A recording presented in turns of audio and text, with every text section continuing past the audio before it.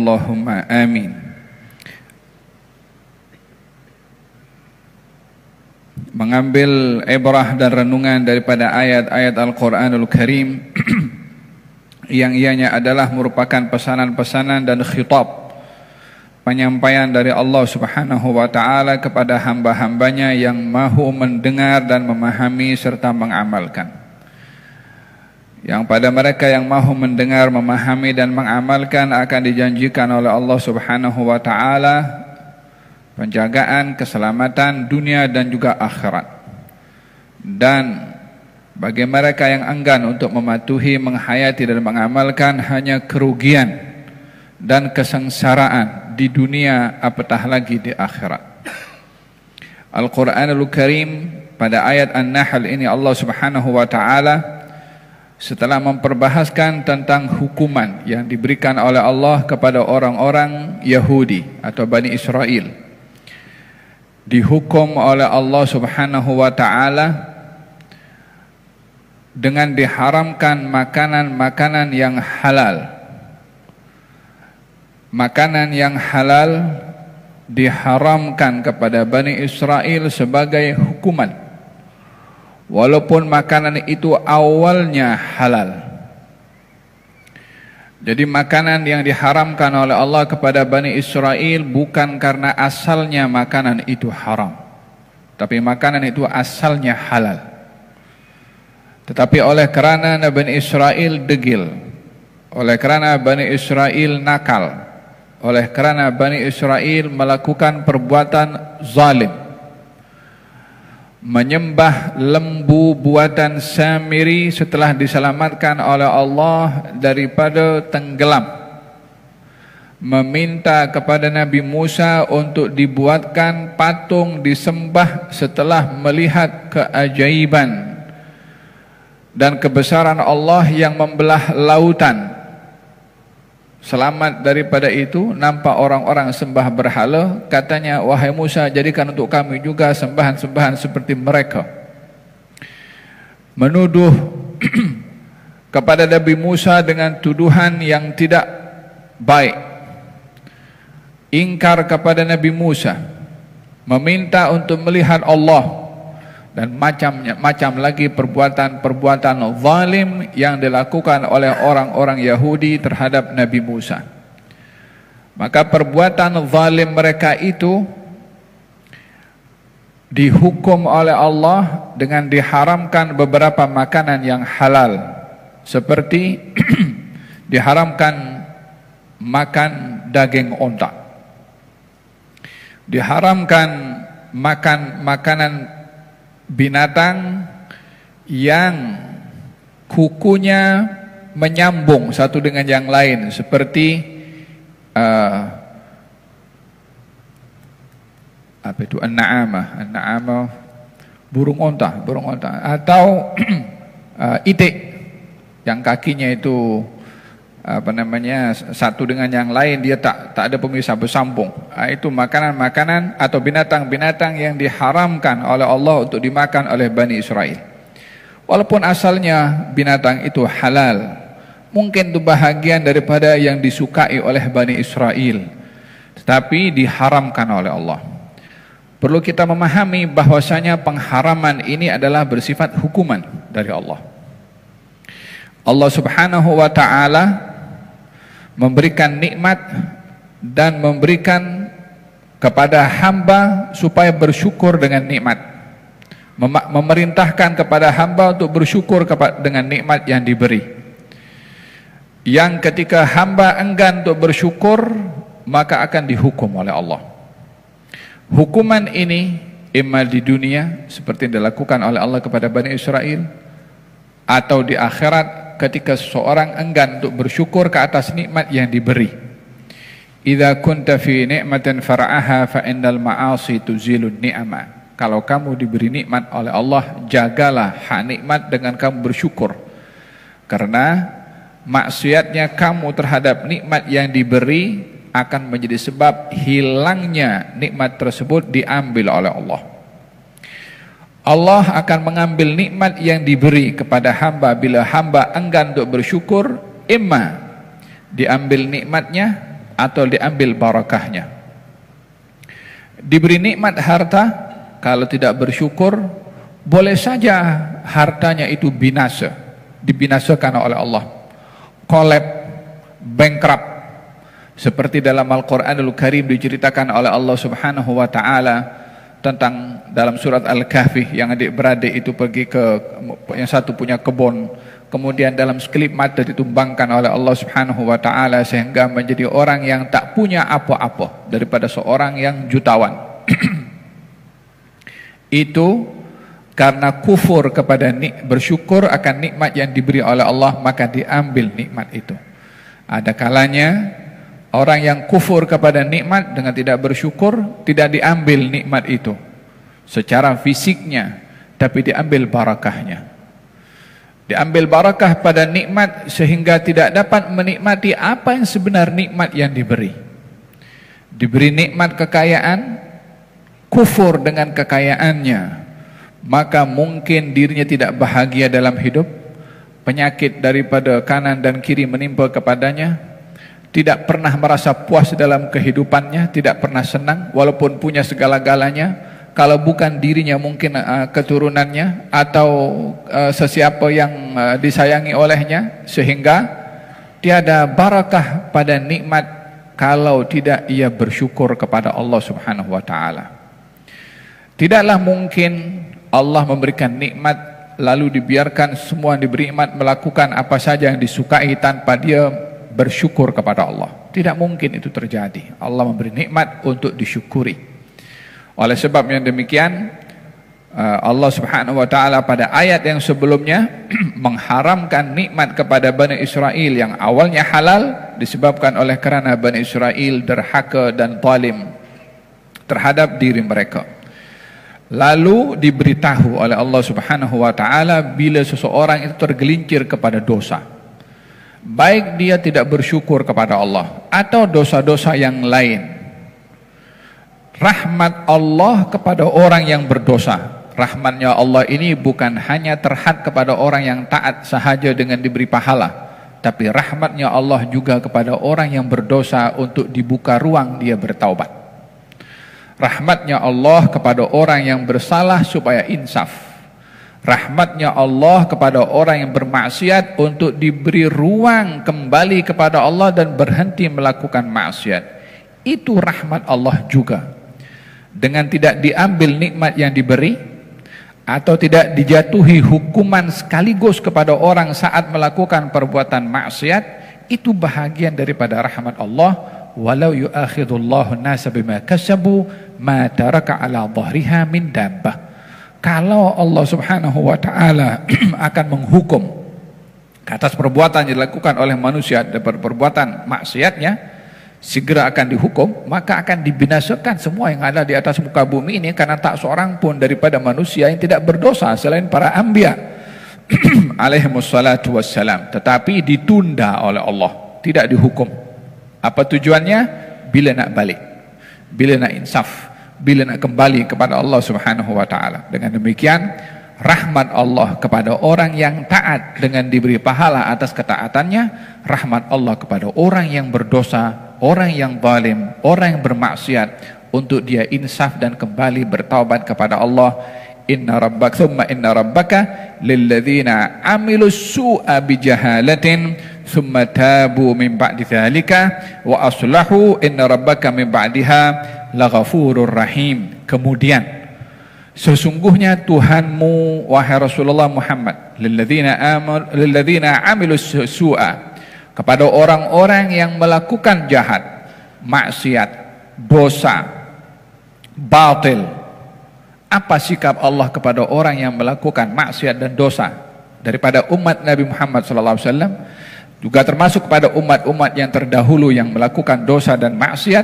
Bijahalatin, mereka melakukannya dengan jahalah, dengan jahil. Melakukan maksiat ini ada beberapa keadaan. Orang melakukan maksiat karena tidak tahu, dan tidak tahunya karena ia baru masuk Islam dan dia tidak ada yang mengajar dan dia tidak menyadari, maka dalam hal ini perbuatan itu adalah perbuatan maksiat yang dimaafkan sebab dia buat benda yang dia tak tahu. Ada perbuatan maksiat yang dilakukan oleh kerana dirinya ghafil, lalai, kalah dengan hawa nafsunya, tahu benda itu salah, tahu benda itu maksiat, tahu benda itu melanggar perintah Allah, tapi dia kalah dengan hawa nafsunya sehingga melakukannya dalam keadaan nafsunya menyuruh walaupun dirinya tahu benda itu salah. Ini yang dimaksudkan orang melakukan maksiat karena jahil. Ada orang melakukan maksiat bukan karena terpaksa, bukan karena lalai, tapi dia cabar Allah. Ini yang paling berbahaya. Orang yang melakukan maksiat mencabar kepada Allah Subhanahu wa taala, dan ini adalah dosa yang teramat besar, bukan karena sekedar maksiatnya sahaja, tapi dia mencabar kepada Allah Subhanahu wa taala seperti yang dikata oleh iblis ketika diperintahkan sujud kepada Adam. Walaupun iblis tahu itu perintahnya Allah Subhanahu wa taala, dia enggan untuk sujud kepada Adam untuk mematuhi perintahnya Allah Subhanahu wa taala. Yang lebih teruk pada iblis, dia mencabar Allah. Yang lebih dahsyat perbuatan iblis, dia cabar Allah Subhanahu wa taala. Dia mengisytiharkan peperangan kepada Allah Subhanahu wa taala dengan enggan untuk insaf, enggan untuk bertaubat kepada Allah Subhanahu wa taala. Iblis itu sombong. Berapa ramai manusia yang sombong? Iblis itu punya hasad dengki. Berapa ramai manusia punya hasad dengki juga? Kenapa tidak dihukum seperti iblis? Karena manusia yang punya kesilapan sombong bila insaf dibuka ruang oleh Allah untuk bertaubat. Iblis dibuka ruang untuk bertaubat, tapi dia enggan untuk bertaubat. Kan disoal dulu oleh Allah Subhanahu wa taala, kenapa kamu tidak mau sujud atas perintah yang kuperintahkan kepada kamu? Dia bagi tahu, khalaqtani min narin wa khalaqtahu min tin. Engkau ciptakan aku daripada api, engkau ciptakan dia daripada tanah. Dia pun mengcounter perintahnya Allah Subhanahu wa taala, dihukum oleh Allah Subhanahu wa taala, keluarlah kamu daripada tempat ini. Dihukum keluar itu untuk insaf. Justru dia mengatakan, kalau begitu biarkan aku hidup sampai hari kiamat. Untuk apa? Untuk mengganggu kepada Adam dan juga anak keturunannya. Ini kan mencabar kepada Allah Subhanahu wa taala.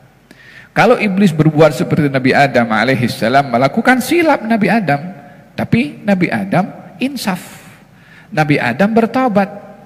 Rabbana zalamna anfusana wa illam taghfir lana tarhamna lanakunanna minal khasirin. Wahai Tuhan kami, aku melakukan zalim terhadap diri kami, ampunkanlah dosa kami. Kalau Engkau tidak ampunkan kami, maka kami tergolong daripada orang-orang yang rugi.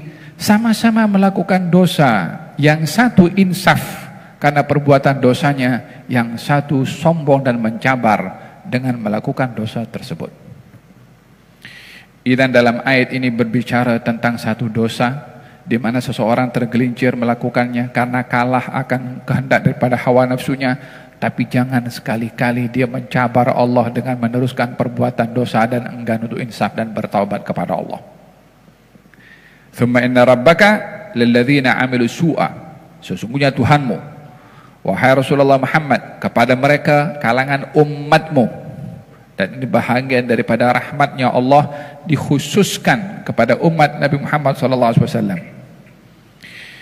Sesungguhnya Tuhanmu, wahai Rasulullah Muhammad, terhadap orang-orang melakukan maksiat di kalangan umatmu, bijahalatin, karena kalah kepada hawa nafsunya, karena lalai, thumma tabu, kemudian mereka bertaubat. Poinnya di sini, melakukan maksiat tapi bertaubat, melakukan salah tetapi insaf. Tsumma tabu min ba'di dzalika, setelah melakukan perbuatan dosa tadi, wa aslahu, dan melakukan kebaikan setelah dia bertaubat.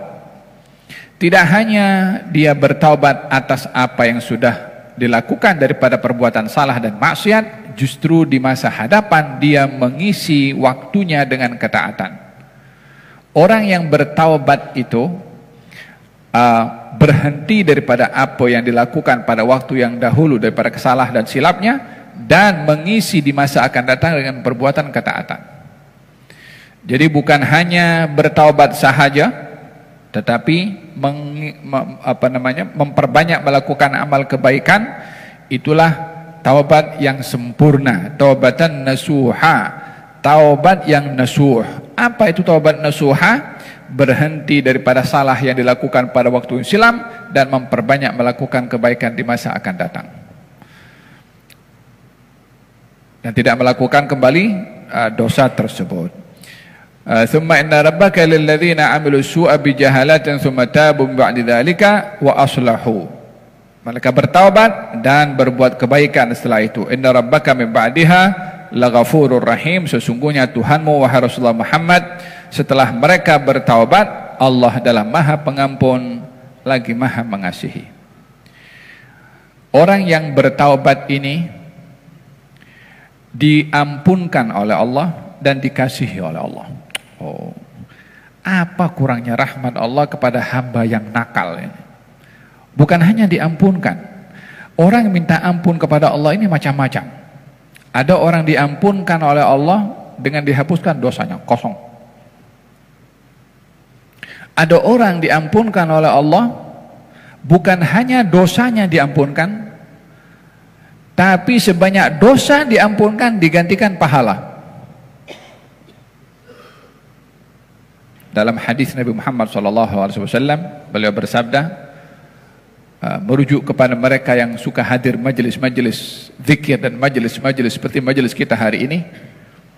Katanya bila sudah selesai majelis ini, diseru kepada mereka yang hadir. Katanya, anqumu maghfuran lakum qad buddilat sayyi'atukum hasanat. Bersurailah kamu daripada majelis itu dalam keadaan dosa kamu diampunkan dan digantikan dengan pahala. Dia bukan hanya diampunkan, tahu, digantikan dengan pahala. Siapa yang akan bermuamalah dengan orang umpamanya berbuat nakal ya, masuk penjara. Lepas itu polis beritahu, aku ampunkan. Sekarang sebanyak mana engkau berada dalam penjara sekian tahun ini, aku gantikan dengan gaji tanpa kerja selama itu. Ada polis akan beritahu seperti itu kepada orang dalam bantuan. Setahun di penjara tak kerja, lepas itu diampunkan, selama setahun itu diberi gaji. Ada? Allah subhanahu wa ta'ala bukan hanya mengampunkan kepada hamba atas dosa yang dilakukan, digantikan dengan pahala oleh Allah. Ini satu pemurah yang luar biasa diberi oleh Allah, dan itu sikapnya kepada hambanya. Persoalannya adalah sikap hamba kepada Allah itu bagaimana? Fahimtum? Ada inna rabbaka min ba'diha laghafurun rahim. Allah itu terhadap orang yang bertaubat mengampunkan, menghapus, rahim, merahmati. Yakni dirahmati, diberi petunjuk untuk melakukan kebaikan. Dirahmati, digantikan sebanyak dosa, diampunkan dengan pahala. Dia bukan hanya diampunkan saja, tapi dikasihi. Ini sikap Allah kepada hambanya. Inna rabbaka min ba'diha laghafurun rahim. Walihada fil hadis, kata baginda Rasulullah SAW, sesungguhnya Allah itu gembira dengan taubatnya seorang hamba, lebih daripada gembiranya seorang musafir yang bermusafir di perjalanan, dia kehilangan onta dan makanannya. Orang bermusafir rehat di satu tempat, dia tidur, onta yang diikat terlepas dan ontanya pergi berjalan. Si musafir yang bangun daripada tidurnya mendapati ontanya dan makanan yang ada di atas ontanya tak ada, di tengah-tengah padang pasir terbentang, tak tahu mana hala tujunya. Maka musafir ini dalam keadaan sedih, dalam keadaan hampa, dalam keadaan tak tahu apa nak buat. Kemudian dia tertidur kembali. Masa bangun daripada tidurnya, nampak onta dan makanannya lengkap ada di hadapannya. Maka musafir ini yang teramat gembira, dia mengatakan, lakal hamdu ya Rab, segala puji bagimu, engkau adalah hamba aku Tuhan engkau. Dia silap cakap, nak bagi tahu aku hambamu dan engkau Tuhanku. Karena terlalu gembira, dia beritahu aku Tuhanmu dan engkau hambaku. Katanya Allah itu lebih gembira dengan taubatnya hamba lebih daripada gembiranya hamba tadi yang menjumpai onta dan juga makanannya. Hal ini memberikan kepada kita satu harapan yang terlalu besar kepada Allah dengan melihat betapa besarnya ruang untuk Allah menerima taubat hamba dan betapa kecilnya perbuatan dosa yang dilakukan oleh hamba tersebut, sehingga tidak ada yang boleh berpikir, adakah taubat saya akan diterima oleh Allah? Adakah dosa saya boleh diampunkan oleh Allah? Orang yang akan menyoal sedemikian adalah seakan-akan mengatakan rahmatnya Allah ini lebih kecil daripada dosa saya. Sementara wa rahmati wasi'at kulla syai', rahmat aku merangkumi segala sesuatu. Demikian tentang rahmatnya Allah Subhanahu wa taala. Dan dalam hal ini sifat yang paling disenangi oleh Allah kepada hamba adalah bila suka bertaubat. Mungkin orang berpikir hari ini kita bertaubat, esok melakukan dosa lagi. Apa tidak marah Allah itu kalau hambanya bertaubat hari ini, besok dosa lagi? Selagi ia sungguh-sungguh dalam bertaubat, teruslah dalam bertaubat sungguh-sungguh, walaupun dalam satu hari 70 kali ia kembali melakukan dosa. Walaupun 70 kali. Fil hadis dinyatakan seorang itu hendaklah bertobat kepada Allah walaupun dalam satu hari 70 kali dia mengulang perbuatan dosa yang sama, dan dia bertobat setiap kali melakukan dosa tersebut, dengan syarat ketika bertobat dia sungguh-sungguh. Jangan main-main. Jangan bertobat kepada Allah insaf-insaf dalam hati, lagi aku nak buat. Tidak sungguh-sungguh. Justru khawatir orang yang mempermainkan taubat ini lebih berbahaya daripada perbuatan dosa yang dia lakukan, karena dia mempermainkan Tuhan. Walihada katanya bertaubatlah kamu kepada Allah walaupun dalam satu hari 70 kali kamu mengulang-ulang perbuatan dosa tersebut. Setiap kali berdosa bertaubat 70 kali tetap akan diampunkan oleh Allah selagi taubat itu dilakukan secara sungguh-sungguh. Intinya jangan beri ruang putus asa kepada diri sendiri untuk bertaubat kepada Allah sebanyak sebesar apapun dosa yang kita lakukan. Inna rabbaka min ba'diha laghafurun rahim. Inna Ibrahim kana ummatan qanitan lillahi hanifan wa lam yakun minal musyrikin. Kita akan bahaskan pada pertemuan yang akan datang insyaallah. Di antara orang-orang yang bertaubat oleh Allah Subhanahu wa taala kepada Allah Subhanahu wa taala, bukan hanya diampunkan dosanya, bukan hanya digantikan dengan pahala, tetapi ada orang yang berdosa kepada Allah Subhanahu wa taala tidak diberitahu kepada orang ramai apa dosanya, tahu-tahu diampunkan. Kita dalam Al-Qur'anul Karim Allah berfirman Yawma idzin tu'raduna la takhfa minkum khafiyah. Di hari kiamat nanti kamu akan dihadapkan kepada Allah dan tak ada apa yang tersembunyi. Yani bila kita sekarang ini dalam dunia modern, katanya dunia tanpa sempadan, apa yang kita buat di sini di dunia orang semua boleh tahu apa yang kita lakukan.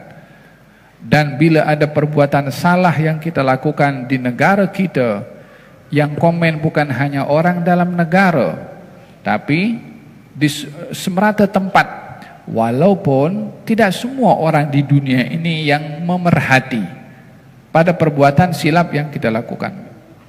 Perbuatan yang memalukan dilakukan di negara lain. Yang komen bukan di negara itu saja. Kita di sini komen, dekat Eropa komen, dekat Afrika komen. Walaupun di Asia, di Afrika bukan semua orang tengok perbuatan orang itu, tapi intinya yang komen semua. Di setiap negara boleh tahu, walaupun tidak semua manusia yang memberikan komen tersebut. Tapi di akhirat nanti semua orang hanya akan fokus dengan Allah dan pengadilan Allah kepada sesiapa yang akan diadili oleh Allah, dan semua akan tahu. Sebab mereka tak akan fokus kepada benda yang lain kecuali kepada Allah Subhanahu wa taala. Dipanggil fulan bin fulan, dihadapkan kepada Allah Subhanahu wa taala, disoal satu demi satu perbuatannya. Ini orang satu dunia daripada zaman Nabi Adam sampai akhir zaman akan dengar, akan tengok. Betapa malunya orang itu kalau dibuka. Hatta umpamanya diampunkan pun juga oleh Allah, malu. Sebab dia punya perbuatan dibuka. Sebab dari perbuatan itu disaksikan oleh orang ramai, hatta diampunkan, hatta dimaafkan. Tapi masa disoal siasat oleh Allah Subhanahu wa taala, malu. Tapi ada orang yang dia disoal siasat oleh Allah, ditutup, dijatuhkan tirai oleh Allah Subhanahu wa taala, ada private investigate dari Allah Subhanahu wa taala kepada si fulan tuh. Diangkat ini tirai, dia sudah berceria, wajahnya sudah gembira, tak seorang pun yang tahu. Ditutup oleh Allah Subhanahu wa taala. Sebahagian orang disikapi oleh Allah di dunia bersalah, di dunia berdosa, tapi di akhirat disikapi oleh Allah, diampunkan oleh Allah Subhanahu wa taala dan ditutup aibnya oleh Allah Subhanahu wa taala. Mereka itu adalah golongan orang-orang yang suka menutup aib orang lain. Man satara musliman satarahullah. Orang yang menutup aib orang lain, Allah akan tutup aibnya. Orang yang membuka aib orang lain, komen akan aib orang lain, seakan-akan kalau tak komen macam tak ada partisipate dengan dunia dan media sosial ini. Anda muslim, Anda mukmin, Anda ada Tuhan yang memantau dan memerintahkan kepada Anda mana patut buat, mana tak buat. Anda ada ikutan qudwah Rasulullah yang patut diikuti terhadap semua isu yang kita lalui dalam hidup. Apa panduan daripada beliau? Jangan kalau dianggap kalau tak komen macam tidak aktif di media sosial. Oh, badan kalau kita aktif di media sosial, itu media sosial bagi tahu kepada kita, aku jamin kau syafaat masuk surga. Wish apa yang kita mau daripada subscribers daripada orang itu. Nanti di akhirat yang subscribe, yang di-subscribe, yang like, yang unlike pun juga. Itu perbuatan. Bukankah Allah berfirman dalam Al-Quran, "Faman ya'mal mithqala dzarratin khairan yarah." Sebesar biji zarah, like itu pun lebih besar daripada zarah. Hati-hati, kita punya boten itu, kita pertanggungjawaban di hadapan Allah Subhanahu wa taala. Hati-hati, banyak orang yang mungkin banyak melakukan taat di luar, tapi tangannya gatal, suka komen-komen yang tak elok. Ini perbuatan juga, bukan pergi ke masjid saja perbuatan, bukan sholat jamaah saja perbuatan, bukan melangkahkan kaki saja pergi tempat-tempat yang baik itu perbuatan. Komen juga perbuatan, pandangan juga perbuatan, tak cakap. Ya kan, itu wa idza marru bihim yataghamazun. Kalau orang muslim ke sahabat Nabi lalu di hadapan kaum musyrikin, mereka main mata satu dengan yang lain. Diperhatikan oleh Allah perbuatan mata mereka, dikira oleh Allah Subhanahu wa taala. Fahamtum? Nasallallahu lana wa lakum al-afiyah. Amin. Allahumma amin. Bismillahirrahmanirrahim. Kitab Riyadhus Shalihin karangan Imam Nawawi. Kitab Riyadhus Shalihin karangan Imam Nawawi. Qala al-Imam An-Nawawi wa nafa'nahu bihi wa bi'ulumihi fid dharain. Amin. Allahumma amin. Bab tentang hadis-hadis yang tersuhur dan yang memuat cerita mengenai Dajjal, tanda-tanda kiamat dan lain sebagainya. Bab tentang hadis-hadis yang tersuhur dan yang memuat cerita mengenai Dajjal, tanda-tanda kiamat dan lain sebagainya. Wa bihi ilahi qala haddatsana anhu qala akhadha Rasulullah sallallahu alaihi wasallam bi yadi faqala khalaqallahu at-turbata yawm as-sabti wa khalaqa fiha al-jibala yawm al-ahadi wa khalaqa ash-shajara yawm al-ithnaini wa khalaqa al-makruha yawm ath-thulatha'i وخلق النور يوم الأربعاء وبث فيها الدواب يوم الخميس وخلق آدم صلى الله عليه وسلم بعد العصر من يوم الجمعة في آخر الخلق في آخر ساعة من النهار فيما بين العصر إلى الليل. رواه Muslim. Dari Abu Hurairah radhiyallahu anhu berkata, Rasulullah sallallahu alaihi wasallam memegang tanganku, lantas beliau bersabda, Allah menciptakan tanah pada hari Sabtu, menciptakan gunung di tanah itu pada hari Ahad, menciptakan pohon pada hari Isnin, menciptakan apa yang tidak disukai pada hari Selasa, menciptakan cahaya pada hari Rabu, menyebarkan binatang-binatang pada hari Khamis, dan menciptakan Adam sallallahu alaihi wasallam sesudah asarnya hari Jumaat. Pada akhir penciptaannya berada pada saat terakhir dari waktu siang, yakni saat antara waktu asar sampai masuknya waktu malam. Riwayat Muslim. Nah, hadis ini ada membicarakan tentang teladan yang perlu diambil daripada perbuatannya Allah Subhanahu wa taala. Allah bila berkehendak ke atas sesuatu hanya cukup dengan mengatakan kun fayakun.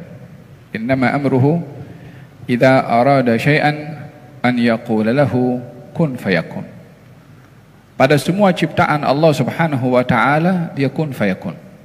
Tapi pada ciptaan bumi, tanahnya, gunungnya, dedaunan atau pokoknya, dan apa yang ada di atas muka bumi ini secara bertahap.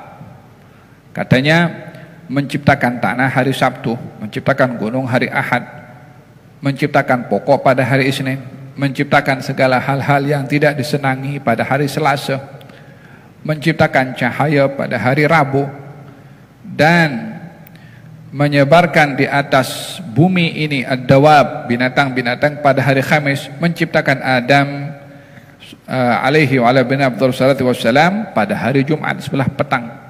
Yakni kenapa diciptakan dengan hari Ahad, Isnin, Selasa, Rabu, Khamis dan juga Jumat? Satu, untuk memberitahukan bahwasanya waktu yang akan dilalui dalam dunia ini hari demi hari adalah 7 hari. Dan diberi nama oleh Allah Subhanahu wa taala hari-harinya.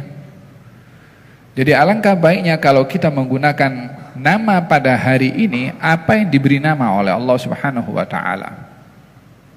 Ahad, jangan sebut minggu. Karena yang menciptakan hari bagi tahu namanya Ahad. Alhamdulillah kita di sini sebut Ahad. Di tempat-tempat lain mungkin disebutkan hari Minggu. Ahad, Isnin, Thulatha, kita okelah Selasa. Mungkin nak sebut Tha itu pun Thulatha, Selasa, okelah mirip-mirip sikit. Cuma Arbi'a itu bisa jadi Rabu. Macam mana itu? Ahad dah okey dah. Isnin pun okey. Selasa pun okey. Mirip-mirip sikit. Arbi'a boleh jadi Rabu. Ini kan sini wa khalaqan nura yaumal arbi'a, menciptakan nur yaumal arbi'a, hari Rabu. Ya kan? Kita tak sebut hari Arbi'a. Kata kalau ini kalau di negara-negara Arab sebahagian akan sebut Arbi'a. Kecuali di beberapa tempat. Seperti di Hadramaut atau di Yaman, katanya Yaum Rabu'. Kata Profesor Muhammad Naqib Ibn Ali Ibn Abdullah Ibn Muhsin Al-Attas, hafizahullah, semoga Allah berikan panjang umur dan sehat walafiat. Beliau masih ada. Beliau salah satu cendekiawan, ilmuwan intelektual Malaysia yang memimpin ISTEC dan hingga hari ini terbangun dengan megahnya, yang terlibat dalam pembangunan Universiti Islam Antarabangsa, Profesor Dr. Said Muhammad Naqib Ibn Ali Ibn Abdullah Ibn Muhsin Al-Attas. Sempat saya menziarahi beliau dan berbicara tentang nama-nama hari. Katanya, kenapa hari Rabu itu namanya Rabu bukan Arbi'a, walaupun dalam bahasa fushanya Arbi'a. Katanya ini kesan daripada pendakwah Hadramaut dahulu yang datang ke Nusantara dan mengajarkan dan menjadi sebab mereka masuk Islam, sehingga sebutan nama itu pun terpengaruh dengan nama-nama yang disebut oleh mereka juga. Mereka kalau sebut hari Ahad, Ahad, Isnin, Thulatha, Rabu'. Mereka sebut Rabu'. Lebih kurang hampir sama, Ra, Ba, Ain, Arba'a ya, puncanya Ra, Ba, Ain. Hanya bezanya ini Arbi'a yang itu Rabu' daripada kata arba'ah 4 karena Ahad 1, Isnin 2, Selasa 3, Arba'ah 4, ini Rabu', sehingga nama itu pun juga kekal digunakan oleh kalangan Nusantara di sini, termasuk di Malaysia, di Brunei, dan juga di Indonesia pun menggunakan kalimat Rabu, bukan kalimat Arbi'a. Ini kesan daripada pendakwah dahulu. Bukan hanya bahasa nama hari yang mempengaruhi daripada sana di sini, bahasa sini pun juga mempengaruhi kepada mereka di sana. Di Hadramaut, kalau sebut selimut, selimut. Walaupun bahasa Arabnya adalah bataniyah. Kalau belacan pun sama saja, belacan, dia pakai shin sedikit. Mereka pun suka belacan. Kerupuk pun sana juga kerupuk. Bungkus pun sana pun juga bungkus. Cuma diarabkan. Bakat bungkus, bungkus kan maksudnya bungkus. Jadi budaya itu sudah menyatu. Karena yang menyatukan mereka ke sini bukan karena latar belakang mereka Arab atau bukan Arab, tapi agama. Beliau mengatakan, Nusantara ini yang dijajah berbagai macam penjajah, mulai daripada Portugis, kemudian Belanda, kemudian Inggris, kemudian Jepun. Dan Belanda itu menjajah Indonesia lebih kurang 350 tahun. Tidak berubah negara itu menjadi negara Kristen, walaupun agama orang-orang di sana adalah agama Kristen. 350 tahun, 3 abad lebih dijajah. Berapa generasi bertukar selama penjajahan itu? Tidak bertukar agama kalau bukan oleh karena peranan ulama yang mendidik kepada masyarakat bahwasanya agama itu bukan lagi milik orang Arab, tapi milik umat Nabi Muhammad SAW, yang kita yang berada di Nusantara, di Afrika adalah bahagian daripada umat baginda Rasulullah SAW. Tidak ada lagi perbedaan, ini Arab bukan Arab, agama yang menyatukan kepada mereka. Dan kalimat Rabu ini, kita pergi jauh sudah nih, ini Rabu punya pasal. Khalaqan nura yawma al-arbi'a, menciptakan cahaya pada hari Rabu. Jadi Allah menamakan nama-nama hari dalam satu minggu dengan nama-nama yang diberi oleh Allah Subhanahu wa taala. Yang kedua, hikmahnya adalah Allah mengajarkan kepada kita bila berbuat sesuatu mesti ada perancangan, step by step. Jangan kita pula menjadi Tuhan, menginginkan sesuatu kun fayakun.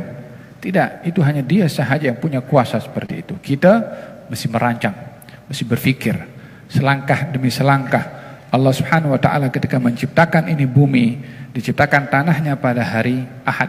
Kemudian diciptakan oleh Allah Subhanahu wa taala tanahnya pada hari Sabtu. Kemudian gunungnya pada hari Ahad.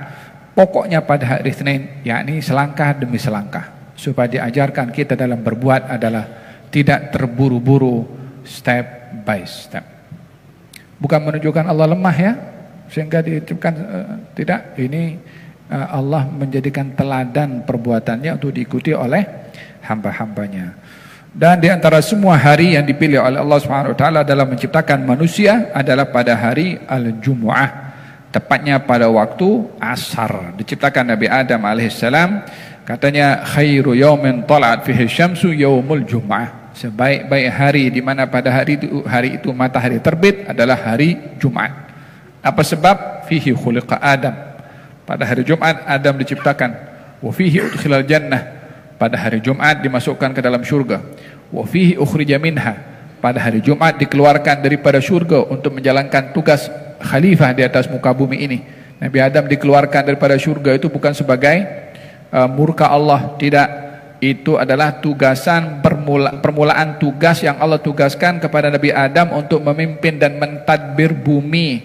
Allah ketika menciptakan Adam sudah bagi tahu, saya menjadikan di atas muka bumi khalifah, bukan di syurga tapi di muka bumi. Itu sebelum Adam dicipta sudah dibagi tahu, aku nak cipta di atas muka bumi ini. Berarti asal kehendak Allah atas penciptaan Adam adalah di bumi, bukan di surga. Surga tempat transit, surga tempat pembalasan nanti di akhirat. Surga untuk Nabi Adam belajar atas apa yang berlaku kepadanya daripada tipu muslihatnya iblis, untuk tidak terjadi kepadanya di dunia, di bumi, dan tidak terjadi kepada zuriyahnya apa yang berlaku kepada dirinya ketika berada di surga. Jadi macam di sana tempat tes ujian untuk turun ke bumi, ready untuk memimpin. Ada pada hari Al-Jum'ah, dan tidak berlaku hari kiamat kecuali pada hari Al-Jum'ah. Kenapa hari Jumat? Kenapa hari itu menjadi hari terbaik sementara hari itu hari kiamat? Karena ia adalah pembuka kepada pembalasan kepada orang-orang beriman di surga. Tanpa hari kiamat macam mana akan berlaku orang masuk surga?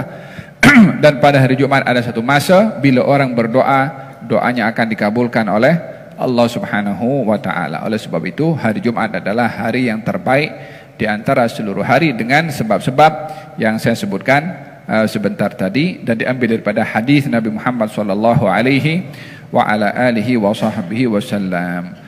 Oleh sebab itu di antara penafsiran beberapa ahli hadis tentang adanya waktu yang disembunyikan oleh Allah, di mana waktu itu kalau berdoa mustajab, adalah di antaranya adalah pada waktu asar. Apa sebab? Karena time itu Allah ciptakan Nabi Adam. Gerak. وبه إليه قال حدثنا عن أبي سليمان خالد بن الوليد رضي الله عنه قال لقد انقطعت في يدي يوم مؤتة 9 أسياف فما بقي في يدي إلا صفيحة يمنية رواه البخاري. Dari Abu Sulaiman Khalid bin Al-Walid radhiyallahu anhu berkata, telah putus di tanganku pada waktu perang Mu'tah 9 pedang, dan yang tahan di tanganku hanyalah pedang dari Yaman. Riwayat Bukhari. Perang Mu'tah ini terjadi pada tahun ke-6 saya ingat daripada hijrahnya Rasulullah sallallahu alaihi wasallam, disebabkan oleh kerana tahun ke-8 atau ke-6. Disebabkan oleh kerana Nabi menghantarkan duta ke Rom untuk membawa surat daripada Rasulullah mengajak Raja Rom untuk beriman. Namanya Al-Harith Al-Azadi. Maka duta yang dihantar oleh Nabi ini dibunuh oleh penguasa Rom. Maka Nabi mengambil tindakan hukuman karena membunuh duta itu melanggar undang-undang internasional. Pada waktu itu pun dilarang orang membunuh duta.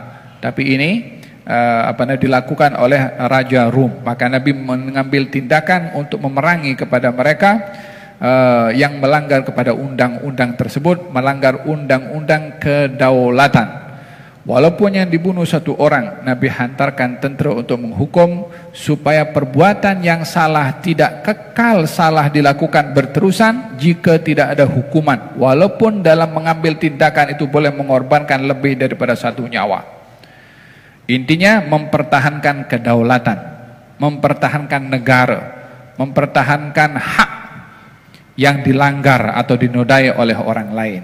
Hal ini baginda Rasulullah menghantarkan lebih kurang ada 3.000 tentera untuk melawan kepada Rom.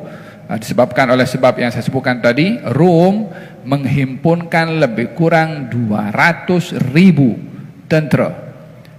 100.000 daripada bangsa Rom, 100.000 lagi daripada orang-orang Arab Kristen.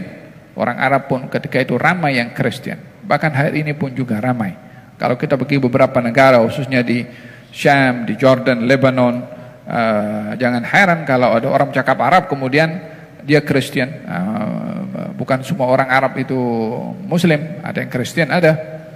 100.000 lebih kurang, baginda menghantarkan 3.000 orang lebih kurang dipimpin oleh Zaid bin Harithah, dan Ja'far bin Abi Talib, kemudian Abdullah ibn Rawaha. Ketiga-tiga pemimpin ini gugur syahid dalam peperangan tersebut, dan diambil alih kepimpinan tentera itu oleh Khalid ibn Walid. Katanya, saya guna 9 pedang, 9-9-nya patah pedang itu gigihnya Khalid ibn Walid untuk berperang, sehingga 9 pedang patah, yang ada hanya 1 sisa daripada pedang Safihah Yamaniyah yang terbuat daripada Yaman. walaupun dahsyatnya dan gigihnya Khalid ibn Walid yang hadir pada peperangan demi peperangan, beliau ketika meninggal dunia, meninggal di rumahnya.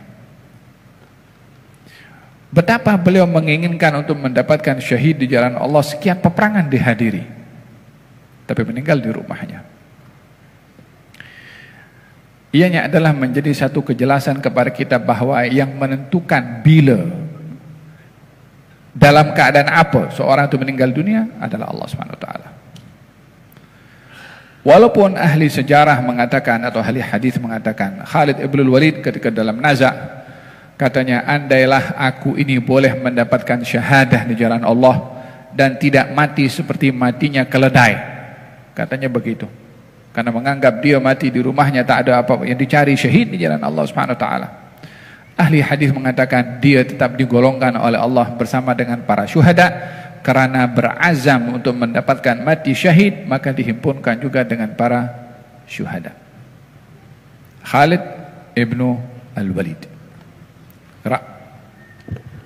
Wabihi lahi qala haddatsana an Amr ibn al-As radhiyallahu anhu. Dalam peperangan itu, subhanallah, 200.000 lebih melawan 3.000 menang, yang gugur syahid lebih kurang dalam 12-13 orang.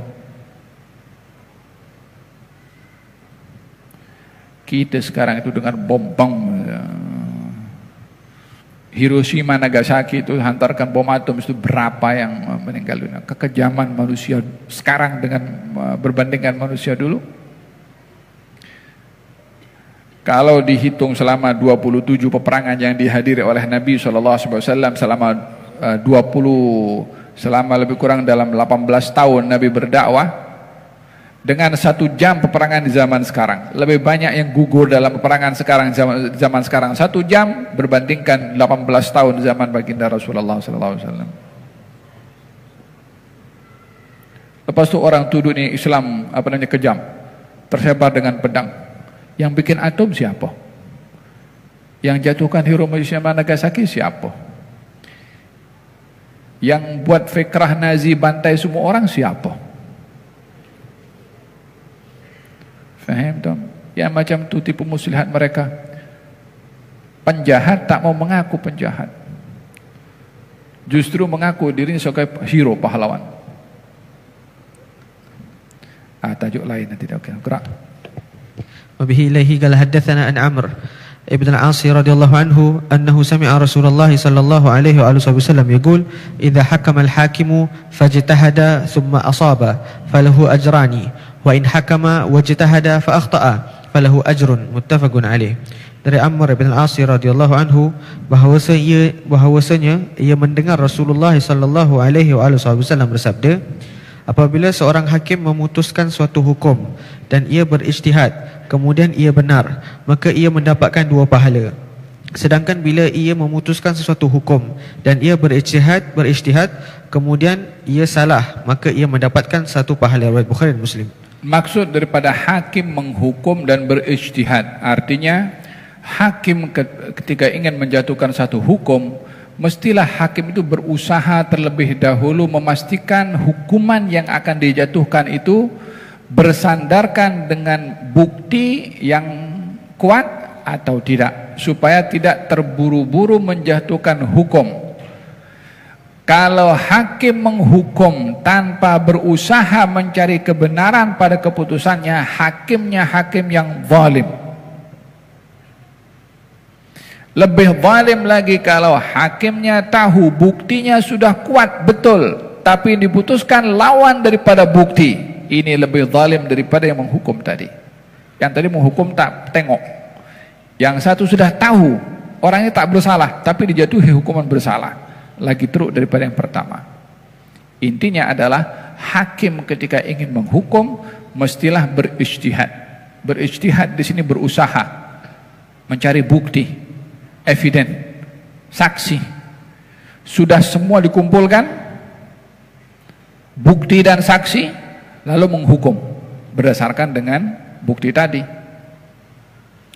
Maka hukumannya bila betul, maka dapat 2 pahala. Pahala usaha dan pahala keputusannya itu benar. Walaupun mungkin bukti palsu, mungkin saksinya saksi palsu, tapi hakim tidak boleh menilai bukti itu palsu, tak boleh menilai saksi itu palsu.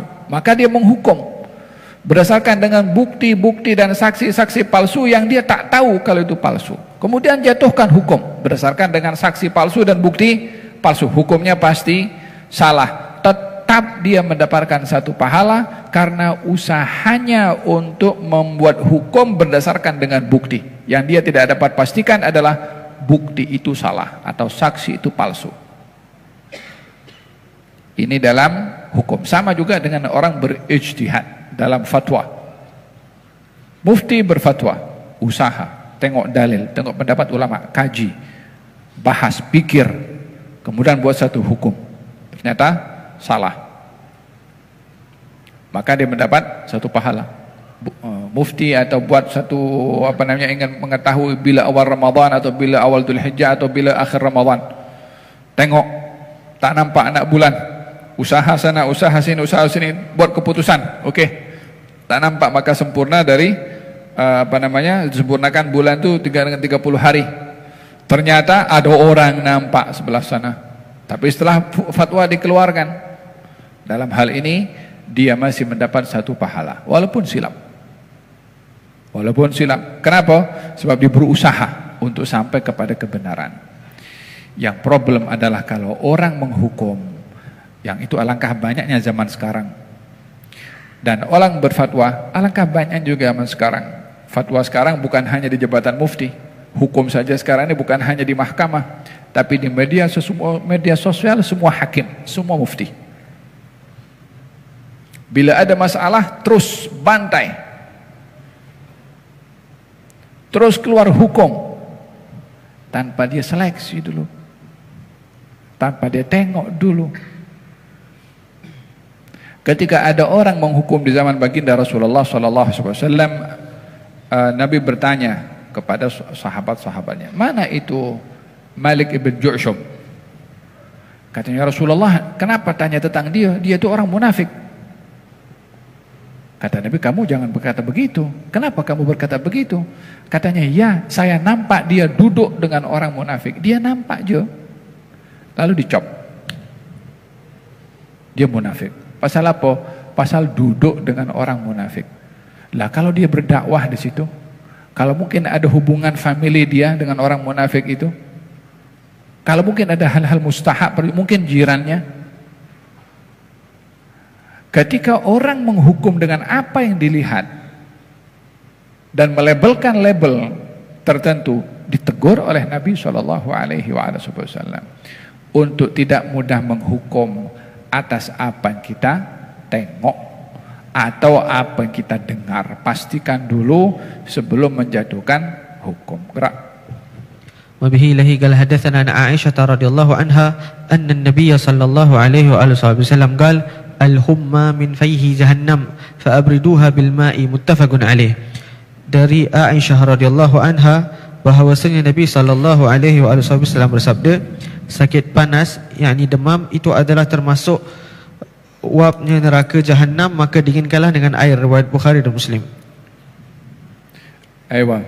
Katanya kalau orang ada seorang sakit panas, kemudian kata Sayyidina Abdullah bin Abbas, basahi panasmu ini dengan air untuk mengurangkan, disebabkan panas tubuh badan ini bahagian daripada serpihan panasnya neraka jahanam, dan sejukkanlah panas itu dengan air. Katanya begitu. Panas tubuh badan bahagian daripada serpihan panasnya api neraka jahanam. Apa maksudnya? Ada dua pendapat. Yang pertama itu simbolik, untuk mengingatkan bahwasanya panas yang kita rasa saat sakit, ada panas yang lebih lagi, itu neraka jahanam. Kalau kita tidak tahan dengan panas tubuh badan karena sakit, yang di sana adalah lebih dahsyat daripada panas tubuh badan kita.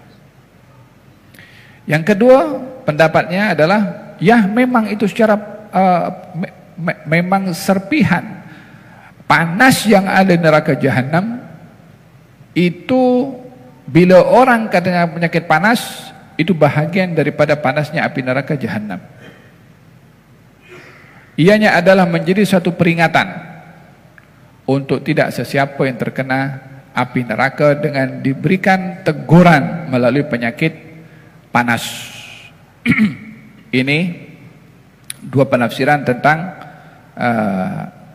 penyakit panas pada seseorang. Fa'briduha bil ma', katanya sejukkanlah dengan air. Dalam riwayat Sayyidina Abdullah bin Abbas, sejukkanlah dengan air Zam-Zam. Dengan air Zam-Zam mungkin mudah, orang yang berada di Mekah itu kan Zam-Zam mudah untuk didapat. Kalau tempat lain mungkin agak sukar. Sejukkan dengan air Zam-Zam. Sejukkan dengan air Zam-Zam ini apa maknanya? Atau sejukkan dengan air, adakah maknanya masuk dalam swimming pool? Itu kan bahagian daripada menyejukkan atau mengenakan kepada air. Kalimat yang ada, sejukkan dengan air. Untuk kita memastikan, untuk kita tahu sejukkan dengan air itu mandi atau tidak, maka ia terkait juga dengan hal-hal yang lain, yang larangan. Kalau orang penyakit panas tak boleh kena air. Justru kena air itu bagus. Cuma janganlah maksud kena air nak pergi swimming pool mandi. Ya, mungkin ada kalanya ia perlu mandi. Baginda Rasulullah ketika sakit panas itu diambil daripada 7 perigi air untuk dimandikan kepada Nabi SAW. Ya, Nabi dimandikan dengan air ketika dalam keadaan panas. Cuma maksud hadis ini bukan maksudnya mandi, tapi sejukkan. Sejukkan ini boleh letakkan kain, sejukkan dengan dengan air, letakkan di dahi atau mungkin diusap. Itu bahagian daripada menyejukkan, walaupun bukan mesti menyejukkan berarti mandi. Tapi adakah maksudnya bukan mandi? Belum tentu juga, mungkin jadi mandi juga karena Nabi dimandikan.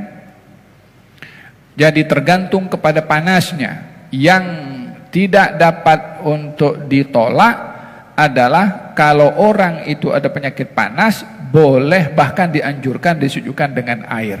Yang mengatakan air tak boleh kena kepada orang panas adalah tak kena karena panas itu bahagian daripada panasnya, demam karena bahagian daripada panasnya api Jahannam, dan juga diperintahkan untuk disejukkan dengan air. Wallahu ta'ala a'lam bissawab. Kita akan bahas tentang hadis berikutnya pada pertemuan yang akan datang insyaallah. Bismillahirrahmanirrahim. Kitab Mahid Tasawuf wa Simatu Ahlihi. Kitab Mahid Tasawuf wa Simatu Ahlihi, karangan Al-Allamah Al-Habib Umar bin Muhammad bin Salim Al-Hafiz. Qala al-musannif Al-Allamah Al-Habib Umar bin Muhammad bin Salim Al-Hafiz wa nafa'ana bihi wa bi'ulumihi fid darain amin. Muka surat 83, muka surat 83. Beliau turut menambah, cinta seorang terhadap makhluk melainkan perkara yang berkaitan dengan Allah adalah berpunca daripada kejahilan dan pengetahuannya yang cetek terhadap Allah. Mencintai Rasulullah sallallahu alaihi wasallam merupakan satu amalan yang terpuji kerana ia adalah cinta kepada Allah. Demikian juga dengan cinta terhadap para ulama dan orang-orang soleh, kerana lazimnya setiap yang dicintai oleh kekasih juga akan dicintai dan disayangi. Begitu juga dengan utusan yang dihantar oleh kekasih ataupun insan yang mengasihi si kekasih. Kesemua mereka akan turut dikasihi dan disayangi. Segala rasa cinta tersebut berpunca daripada rasa cinta yang asal dan tidak berpaling daripadanya. Hakikatnya yang dicintai itu ialah Allah semata-mata dan tiada yang berhak dicintai selain daripadanya. Perkara ini jelas dan tidak samar bagi mereka yang terang mata hatinya. Beliau mengulas lagi puncak kelazatan dan kenikmatan di dalam syurga seperti yang disampaikan oleh Nabi SAW dalam sabda baginda, a'dadtu li'ibadihi salihin ma la 'ainun ra'at wa la udhunun sami'at wa la khatara ala qalbi bashar. Allah berfirman, aku akan menyediakan buat para hamba-Ku yang saleh di dalam syurga kelak nikmat yang tidak pernah dilihat oleh mata, tidak pernah didengari oleh telinga dan tidak pernah terlintas di dalam hati manusia. ialah nikmat melihat Allah Subhanahu wa taala. Imam Abdullah ibn Ali al-Haddad pernah berkata, mahabbatuhum dini wa fardi wa sunnati wa urwati al-wuthqa wa afdalu ma indi wa tadhkaruhum ruhi wa rauhi wa rahati wa lastu bi syai'in in balawni bis-saddi. Mencintai mereka itulah agamaku, amal fardu serta sunatku, ku genggam erat di tapak tanganku, itulah bekal terbaik buat diriku. Ku genggam erat di tapak tanganku, itulah bekal terbaik buat diriku. Tenang jiwaku mengingat mereka, andai dilupa pasti sengsara. Siapalah diriku tanpa mereka, jika cinta tidak dibalas cinta. Keikhlasan mereka dalam mencintai Allah dan telah mendorong mereka untuk meninggalkan setiap perkara yang tidak membantu mereka untuk mendekatkan diri kepada Allah dan mentaatinya. Ia mendorong mereka menjadi insan yang berani dan tidak gentar di medan jihad fi sabilillah, jihad yang benar dan hak demi menegakkan agama Allah di muka bumi. Akhir kata, setiap perkara yang bertentangan dengan segala prinsip tasawuf dan ciri-ciri kesufian ini bukanlah tasawuf yang sebenar. Wabillahi taufiq wa sallallahu ala sayyidina Muhammad wa ala alihi wa sahbihi wasallam. Alhamdulillahi rabbil alamin. Masya-Allah. Diakhiri oleh Al-Allamah Al-Habib Umar bin Muhammad bin Salim bin Hafidh tentang ciri-ciri ahli at-tasawuf. Saya katakan daripada awal, at-tasawuf adalah amal.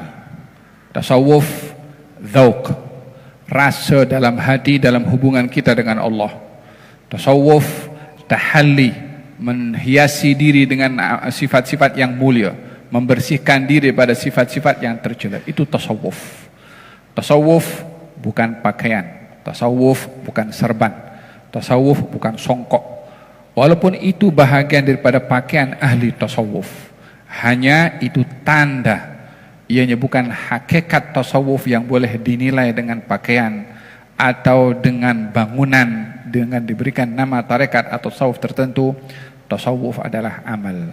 10 yang disebutkan oleh Al-Allamah Al-Habib Umar bin Muhammad bin Salim bin Hafidh tentang tasawuf dan ciri-cirinya. Di antaranya adalah tasawuf itu berdiri di atas Al-Quran dan juga Sunnah. Yang kedua adalah memerhati kepada perbuatan hati. Yang ketiga, ikhlas menjadi dasar dalam amal. Yang keempat adalah jujur dan sungguh-sungguh di dalam beramal. Yang kelima, tawadhu hati, bukan kata-kata, merendah diri, tidak melihat orang lebih rendah daripada dirinya. Yang keenam, mengingati ihsan orang yang berbuat ihsan untuk kita dapat menghargainya dan membalasnya. Yang ketujuh adalah memperbanyak zikir kepada Allah Subhanahu wa taala. Yang kelapan adalah husnul bayan, lebih kepada kita menerangkan dan mengajak kepada manusia, mengelakkan daripada perdebatan yang tak memberikan manfaat dan tidak berbaloi. Yang kesembilan adalah membalas orang yang berbuat tidak baik dengan kebaikan. Yang terakhir, yang ke-10 adalah al-mahabbah, rasa cinta dan mendahulukan apa yang disenangi oleh Allah berbandingkan kepada apa yang disenangi oleh diri kita. Itu ciri-ciri at-tasawuf. Yang memiliki sifat-sifat ini, dia adalah at-tasawuf. Walaupun pakai tie, walaupun pakai coach, walaupun pakai apa saja, yang tidak memenuhi kepada sifat-sifat ini, maka bukan tasawuf. Walaupun pakai songkok, tasawuf. Walaupun pakai serban, tasawuf. Dan dengan demikian bukanlah tasawuf diukur dengan pakaian. Walaupun pakaian memberikan satu tanda, tetapi bukan hakikat neraca boleh diukur dengan pakaian. Tapi ia jangan hanya sekedar sebagai tanda. Alangkah baiknya kalau sifat-sifat ini ada, dia pakai serban karena orang tasawuf pakai serban, dia pakai jubah karena tasawuf pakai jubah juga. Wahakadha, kesemuanya adalah ditempatkan sesuai pada tempatnya. Punca yang menjadi tujuan kepada ahli tasawuf adalah al-mahabbah, mencari mahabbah, cinta dari Allah Subhanahu wa taala pada apa saja, sehingga orang-orang ahli tasawuf ini mencari cinta daripada Allah Subhanahu wa taala, rela menderita walaupun susah, tetapi ingin meraih cinta dari Allah Subhanahu wa taala. Baginda Rasulullah sallallahu alaihi wasallam berdiri bangun malam sampai membengkak kedua buku lalinya semata-mata mencari cinta dari Allah Subhanahu wa taala, walaupun kakinya sakit, walaupun sampai membengkak. Seronoknya bermuamalah dengan Allah walaupun tubuh badan ini adalah sakit ataupun memikul tanggungjawab dan beban yang begitu berat. Walihada bagi orang-orang ahli tasawuf, penyakit yang paling berbahaya bagi mereka adalah bila dijauhkan daripada yang dikasihi. Katanya asqamani hijranuhu, yang bikin saya sakit ini adalah bila jauh dengan Allah Subhanahu wa taala. Fakana bil wasli asyifa, dengan disambung oleh Allah maka dia akan mendapatkan ubat dan penawar. Intipati atau tujuan kepada ahli tasawuf adalah meraih kasih sayang dan cinta dari Allah Subhanahu wa taala. Untuk mendapatkannya, cintai apa saja yang dicintai oleh Allah. Mencintai apa saja, mencintai rumahnya Allah karena Allah, mencintai para anbiya karena Allah, mencintai para aulia karena Allah, mencintai orang-orang beriman karena Allah Subhanahu wa taala, mencintai harta karena Allah Subhanahu wa taala, mencintai kedudukan dan pangkat serta jawatan karena Allah Subhanahu wa taala. Bukan karena jawatannya, bukan karena hartanya, bukan karena apapun sebab-sebab yang lain. Mencintai keindahan bukan karena indahnya, tapi karena Allah Subhanahu wa taala mengindahkan. Sehingga cintanya terkait dengan Allah walaupun ianya adalah berkenaan kepada makhluk-makhluknya Allah Subhanahu wa taala. Katanya di antaranya adalah untuk meraih cinta Allah, mencintai orang-orang yang dicintai oleh Allah. Kata Imam Abdullah bin Al-Haddad, mahabbatuhum dini. Cinta kepada orang yang dicinta oleh Allah adalah agama aku. Wa fardhi, kewajiban bagi aku. Wa sunnati, dan itu sunnahnya bagi aku. Wa urwati al-wuthqah, pegangan yang tak boleh aku lepas. Wa afdalu ma indi, dan bekal yang paling baik untuk aku bawa adalah cinta kepada orang yang dicinta oleh Allah Subhanahu wa taala. Wa tadhkaruhum ruhi, mengingati mereka itulah jiwa aku menjadi hidup. Wa rauhi, kenyamanan bagi aku. Warahati, keselesaan bagi aku. Mengingati orang-orang yang saleh. Walihada kenapa orang-orang banyak hatinya jadi keras, disebabkan oleh karena jauh daripada orang-orang dicintai oleh Allah Subhanahu wa taala.